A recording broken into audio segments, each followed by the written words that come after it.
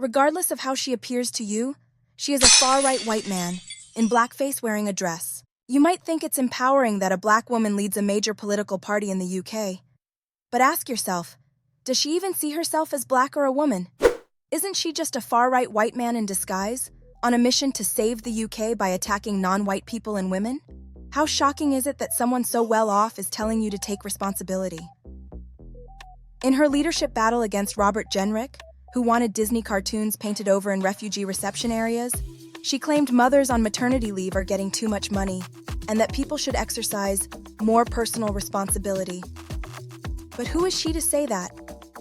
As an MP earning £90,000 a year and a mother of 3 married to a City of London banker, what does she know about the struggles of everyday life? It's easy to preach personal responsibility when you're insulated by money. Isn't it appalling how she attacks women? However, she's made a name for herself within the Conservative Party by going after those who dare to address colonialism, slavery, and racism in the UK. The Tory party thrives on hearing black and brown voices extolling British colonialism and the slave trade. Some even see her as the true heir of Enoch Powell, which is terrifying. The media might insist that the Tory party isn't racist just because they've elected a black woman, but let's cut to the chase. They've simply elected a far-right white man in blackface wearing a dress. How can she possibly deny the reality of institutional racism in the UK? Consider the chilling evidence. Non-white individuals pay higher car insurance rates, and the UK's university admissions company has admitted to flagging African and African Caribbean 18-year-old applicants as potential frauds for years.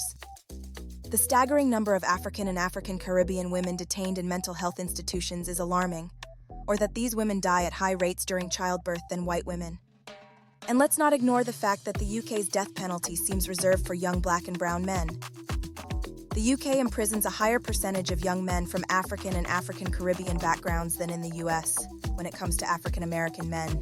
As Equalities Minister, she actively fought against teaching white children about the British Empire and its role in the slave trade, claiming it would make them feel guilty, as if non-white children should be told lies to protect white kids' feelings.